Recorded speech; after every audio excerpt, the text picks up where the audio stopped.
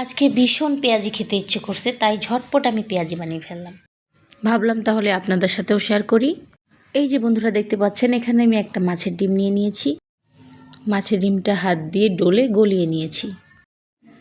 এখানে বেটে রাখা ডালটা দিয়ে দিচ্ছি। আমি এখানে মুসুরির ডালটা নিয়েছি।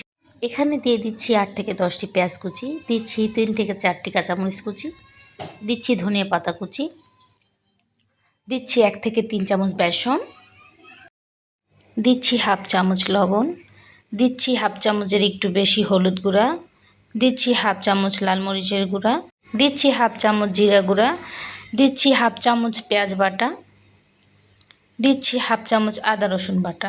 এই উপকরণগুলো এখন আমি একটু ভালো করে মেখে নিব। এই যে দেখতে পাচ্ছেন আমার মাখা হয়ে গিয়েছে। এই যে চুলায় প্যান বসিয়ে দিয়েছি, এখানে আমি পরিমাণ মতো তেল দিয়ে দিয়েছি। তেলটা গরম হয়ে গিয়েছে। এখন ছোট ছোট করে পেঁয়াজগুলো দিয়ে দিব। আমি পেঁয়াজগুলো বেশি বড় রাখবো না, ছোটই রাখবো।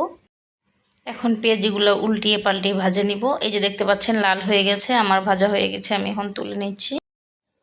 আমার এই ভিডিওটা যদি আপনাদের একটুও ভালো লেগে থাকে, প্লিজ আমার চ্যানেলটাকে সাবস্ক্রাইব করে দিন আর লাইক কমেন্ট শেয়ার করে পাশে থাকুন। আল্লাহ হাফিজ।